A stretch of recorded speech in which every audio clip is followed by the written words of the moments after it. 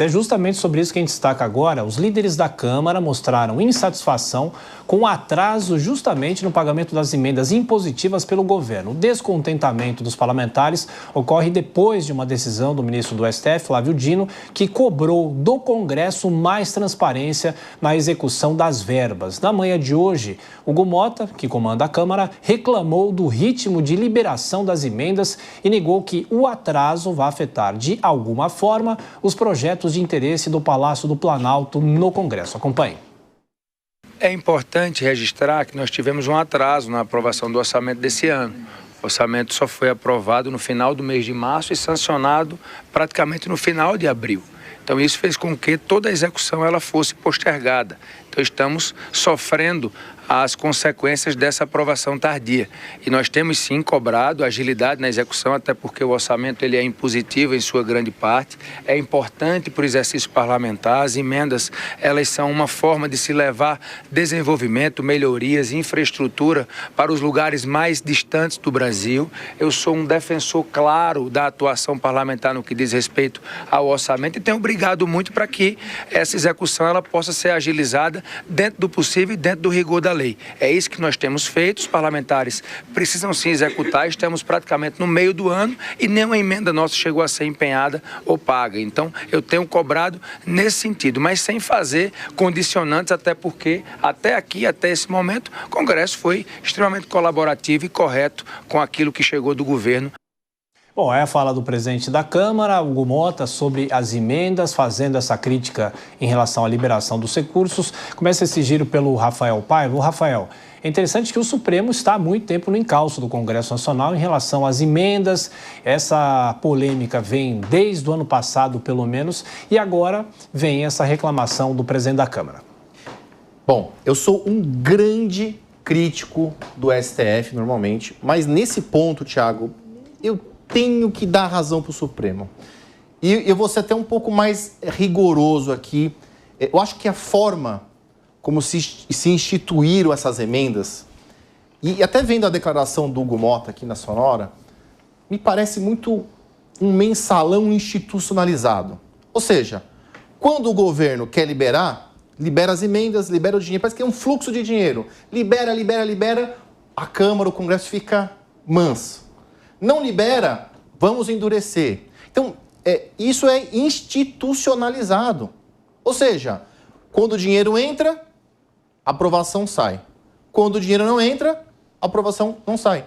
Isso dentro de uma sistemática que nós estávamos discutindo agora, em que nós precisamos economizar. Que economia é essa? E sempre se fala na casa dos milhões, dos bilhões, como se fosse um dinheiro criado, gerado a partir de um passe de mágicas. Então, evidentemente que eu entendo que o parlamentar ele tem que ter acesso a uma parte do orçamento, até para ele alimentar as bases dele, né, cumprir aí as promessas que ele eventualmente tenha feito em campanha. Só que a forma, presta atenção, a forma como isso é feito me parece muito ruim, a forma como nós tratamos o nosso dinheiro pelos nossos parlamentares. E a Cíntia aqui dizendo que concorda, né? Então, por enquanto, estamos 100% concordando. Vocês, claro, né? Os nossos debatedores aqui. Agora, de qualquer forma, o Rafael fala no mensalão, né? Na sexta da semana passada, a gente relembrou o início do que detonou o escândalo do mensalão 20 anos atrás. É um novo mensalão? Você concorda com essa frase ou com esse termo? Olha, de fato, não sei se a gente tem a mesma proporção de coisas, a mesma realidade de situação, que realmente é um pouco chocante, né?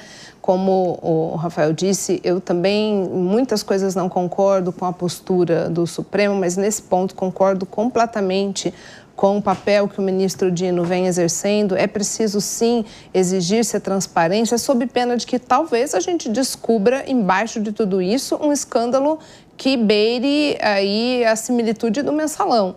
Mas realmente se trata do dinheiro, bilhões, né? Como se bilhão fosse um número assim alegórico, fantasmagórico, é um dinheiro de qualquer um. E é um dinheiro que, no momento que a gente discute que não tem dinheiro para pagar as coisas básicas, por outro lado, parece que vivendo em países completamente diferentes, como se a gente estivesse em duas dimensões, se discute bilhões de um dinheiro que não tem uma rastreabilidade, que não tem uma transparência, chega a ser imoral essa forma de tratamento do dinheiro. É fato que algumas emendas têm uma destinação, supondo que elas realmente vão para onde precisam ir, atrelados à saúde, por exemplo, e que há repasses que precisam ser feitos.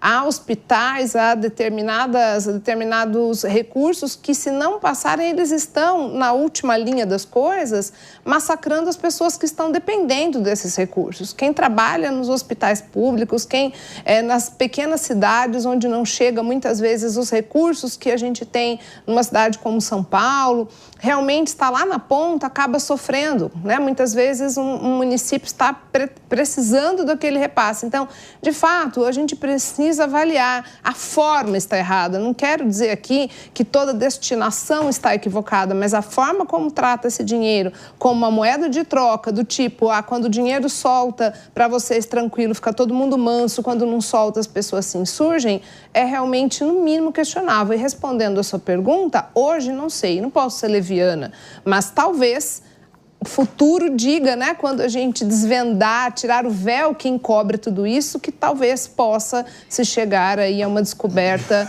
de desvios bilionários. Hoje, não dá para a gente assegurar isso de forma leviana, pelo menos ao meu sentir. Bom, na sequência o Zagarino, depois o Mariz. E o que a Cíntia fala, não é, Zagarino, é importante porque os municípios, principalmente os menores, dependem muito desses recursos. Às vezes, a saúde, por exemplo, como foi citado aqui, é uma área que só funciona com dinheiro. E mesmo com dinheiro irrigado, é uma área que tem muitas deficiências no país. Sem sombra de dúvidas. O primeiro passo que a gente tem que entender é que as emendas parlamentares, elas, no meu ponto de vista, elas são um ataque à democracia. Por quê? A partir do momento que num sistema democrático nós temos que ter uma paridade de armas para a pessoa poder se eleger, e aí seja para o executivo, seja para o legislativo, que são os dois poderes que nós elegemos os nossos representantes, no executivo para gerir o dinheiro e no legislativo para criar nossa legislação e fiscalizar onde será gasto nosso dinheiro. A gente não elege representantes do povo para gastar o nosso dinheiro. A gente elege representantes do povo para fiscalizar onde quem nós elegemos para executar. É muito simples a conta da democracia. Porém, por que eu comecei falando que a emenda ela é um ataque à democracia? Porque ela faz cada vez mais com que quem não esteja dentro do poder tenha menos condições de conseguir chegar ao poder. Como que um candidato a deputado federal irá vencer uma eleição contra um atual deputado federal que busca a reeleição?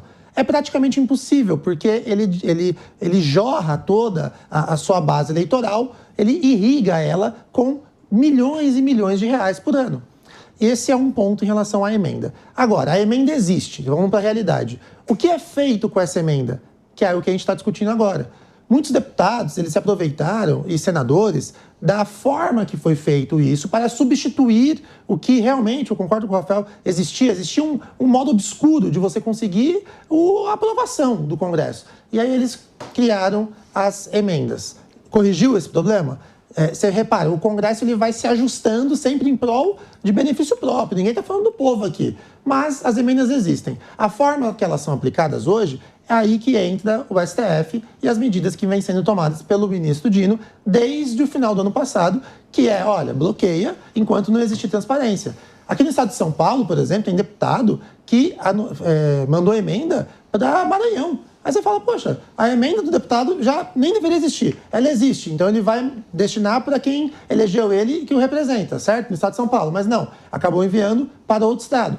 Isso é bom? Isso é ruim? Isso é péssimo, principalmente pela falta de transparência. Então a gente tem que exigir cada vez mais transparência e principalmente chegar num teto, porque as emendas elas começaram num valor, a gente já está chegando aqui em 50 a 60 bilhões de reais e em alguns estados, que em razão da criação da emenda federal, alguns estados e municípios criaram as emendas parlamentares estaduais e municipais. Essas estaduais, alguns estados, elas estão criando até emendas voluntárias, que é uma forma dos governadores conseguirem sempre ter ali as assembleias ao seu lado. Isso é ruim, porém, a decisão do STF, nesse caso, é certeira, atendendo o seu papel. E é isso que a gente tem que ter no Brasil, uma regra de que cada poder, dentro da democracia, tem que cumprir exatamente seu papel. Por isso que a gente critica muitas vezes o judiciário que acaba intervindo. Ou agora, essa intervenção do legislativo com a fatia do bolo do nosso orçamento do poder executivo. Então, se a gente conseguir ter uma democracia que cada poder exerça devidamente seu papel, você pode ter certeza que a gente vai conseguir navegar em mares mais calmos.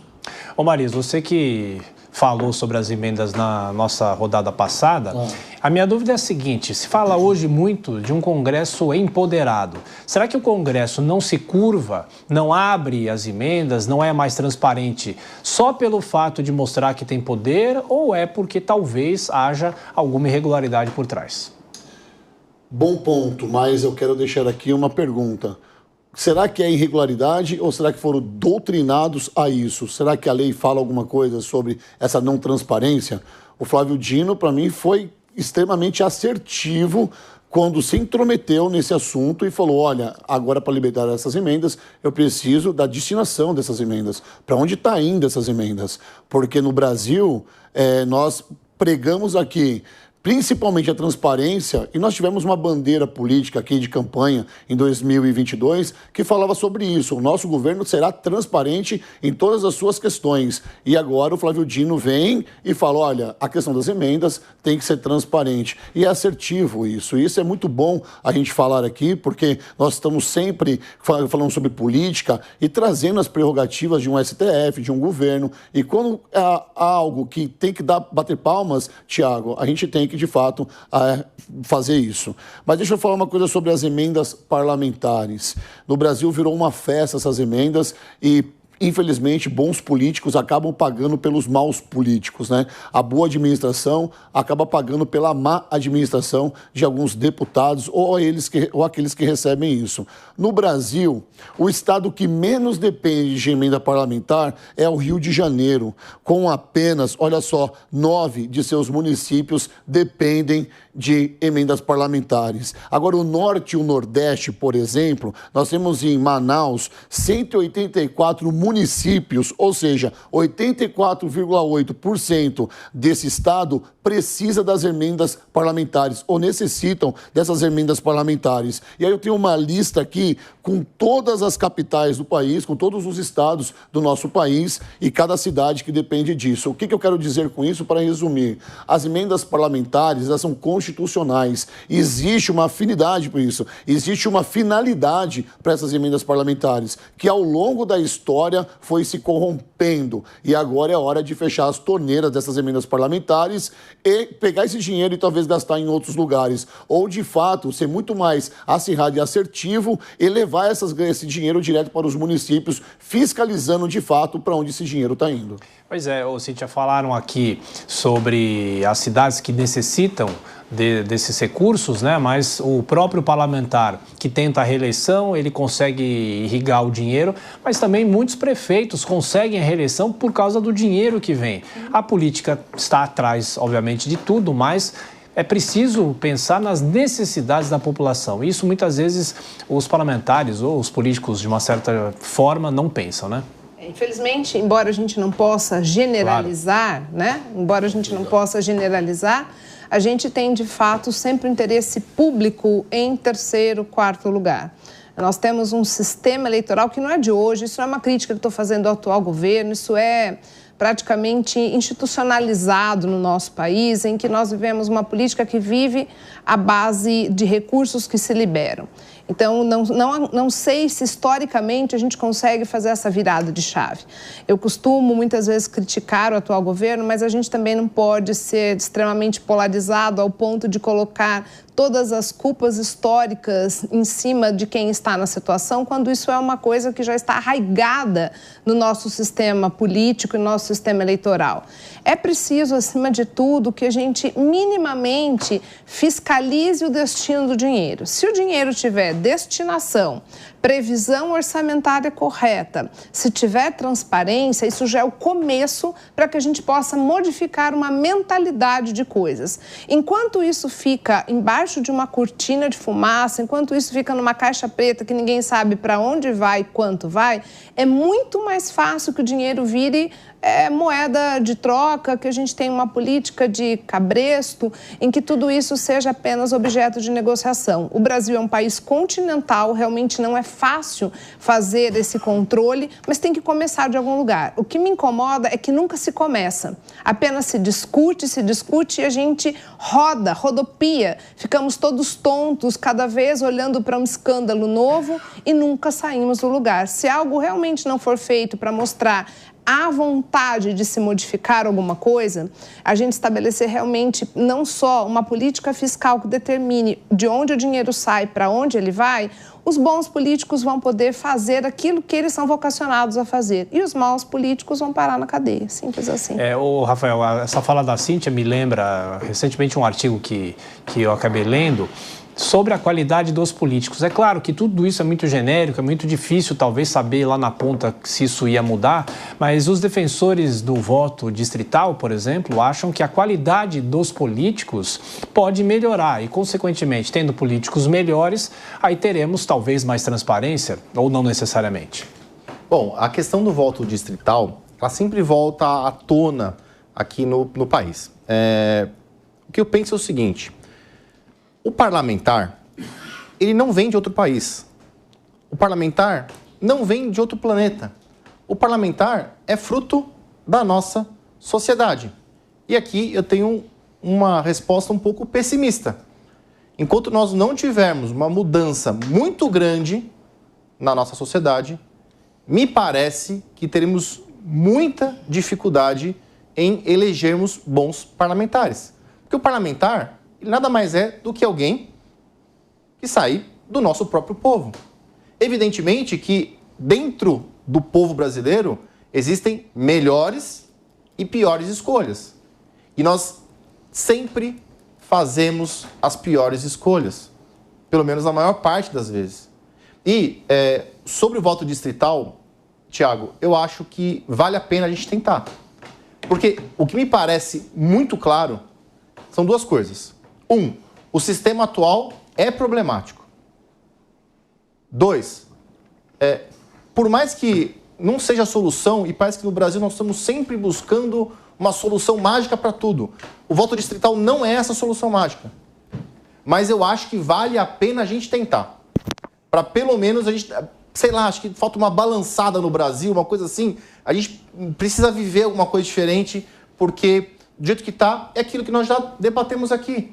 Quem está no poder tem vantagem, tem mais chance de se reeleger. Então, isso dificulta a entrada de novas cabeças, de jovens, de pessoas que realmente têm uma mudança de mentalidade que poderia mudar a situação do nosso país. E nós sempre vemos, e é engraçado de ver, a gente sempre vê as mesmas figuras em papéis de destaque, as mesmas autoridades, são pessoas que há anos, décadas estão no poder e pouco fazem para o povo e sempre são reeleitos. Então, eu sou um pouco pessimista, mas eu acho que vale a pena a gente tentar. Tá vendo, Maria? Só para a gente fechar esse giro, se o Zagarino quiser falar rapidamente antes do intervalo, a gente começou falando de emendas e acabamos no voto distrital, né?